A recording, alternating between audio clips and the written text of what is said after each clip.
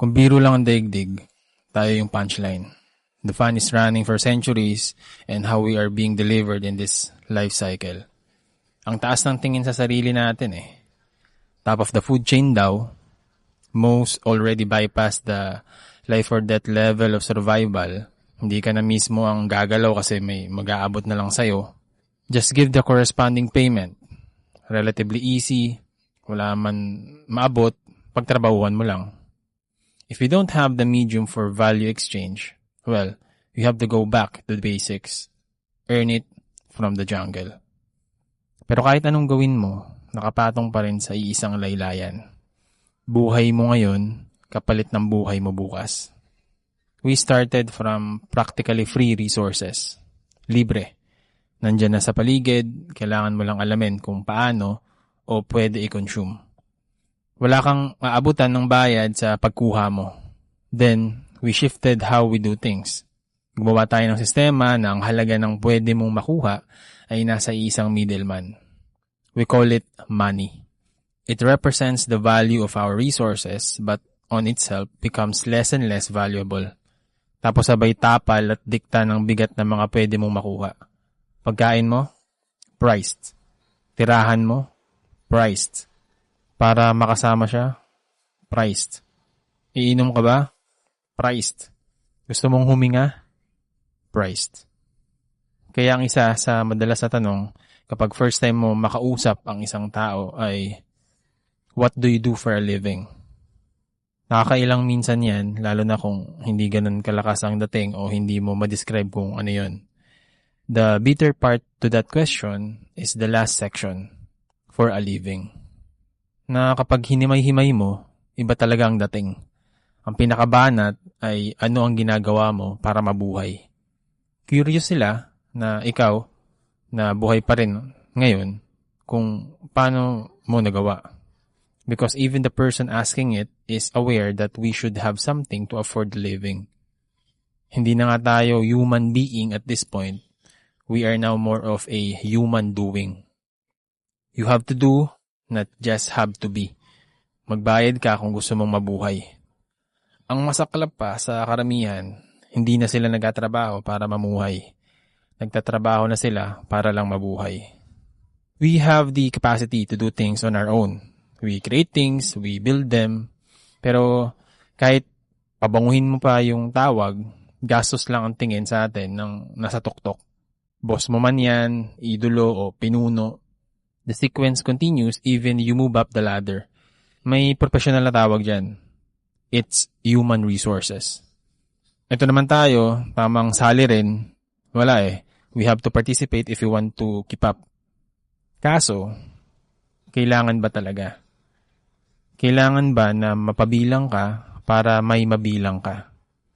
Unless you're aware, madadala ka sa alon ng palitan. Gusto mong makaangat-angat sa buhay, pero iba ang inihain sa'yo.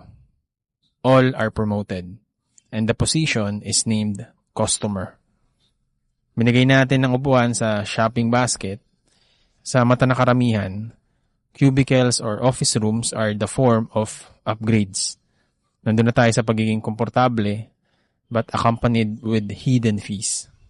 Hinahanap-hanap mo ang pagsunod sa bigay nilang hirap at utos para mabigyan ng pambili sa inaakalang sarap na deserve mo. Hindi ka mangmangan ang chemically triggered desire mo to capture a simple, aesthetically pleasing appearance for you to share on social media. Isang maingat na pagkakagawa lang yan ng consumerismo.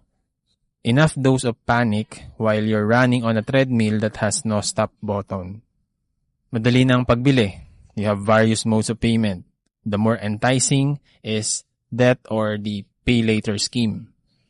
Wala ka pang pera, kaya utang muna tapos trabaho ka, pambayad sa inutang mo. Then, the earnings are not enough to pay for the previous balance, so you have to loan from other sources. Grind or hustling na ang sunod na eksena hanggang sa umulit ang cycle. While you're entertained and encouraged to consume anything, they're taxing you on everything until you have nothing. Kasi ang iniisip mong pagmamayari mo ay talagang pabigat lang sa'yo. The mind should be shifted to renavigate our compass. Hindi na panay sa kung ano ang matututunan. Mas lalamangan na ang kung ano mang magagawa mo sa matututunan mo. A simple question can provide some assistance. Sino ka kung wala ang mga bagay na nagmamayari sa'yo? We understand that those are the extension of who we are. Pero napaisip ka na ba sa pinakalaman ng pinagdidikitan ng mga yon? Through that conscious drilling, it can make someone truly uncomfortable. Kahit maiwang mag-isa nga lang sa kwarto na walang ginagawa, hirap na eh. Boredom is dead because of smartphones and the internet. Kasabayan yan ng mga kalabit sa'yo para kunin mo yan at bilhin mo to. We will only stop if the argument we need to confront is shoved into our faces. Kung gusto mong may maturo, sisihin mo yung mga nagturo sa'yo simula nung bata ka pa. Kaso wag na, sayang oras lang yan. Only a waste of your energy. Give the blame to those who don't want to fix it. Nasa usapan lang naman to tungkol sa kung ano ang mga kaya natin. You can buy the on-sale item, but you can afford to walk out. Yan ang talagang problema. The only missing part is our fund to confidently cut our ties in such suffering. Hindi lang to pera. Skills, understanding, and a capable body are also included. Walang masama sa pag-consume. Walang masama sa paggastos. Ang sablay lang ay doon sa walang balik sa pangmatagalan nating buhay. Literal na waldas ang tawag. We appreciate all the things we have. Asar ka sa trabaho mo, may taong dinasal yan. Irita ka sa na-deliver sa'yo, may taong humiling na may pambili sana siya. Umay ka na sa boring mong routine, may taong parang giyera ang araw-araw. These side-by-side comparisons are also the trick they will use for you to take the hit. Ayaw nilang makawala. A blatant manipulation disguised as privilege. It's okay to acknowledge it, but it's not okay to confuse someone for the sake of profit. Wala ngang makina ang katawan, pero parang robot naman sa panay sunod lang.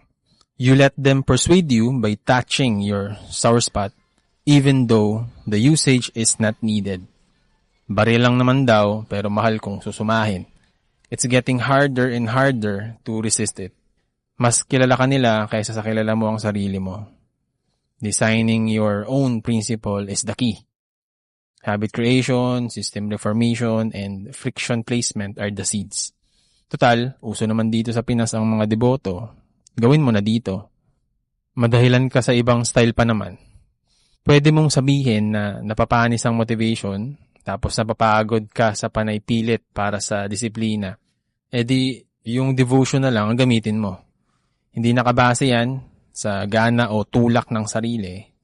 Gagawin mo kasi pinili mong gawin. Pero, wait.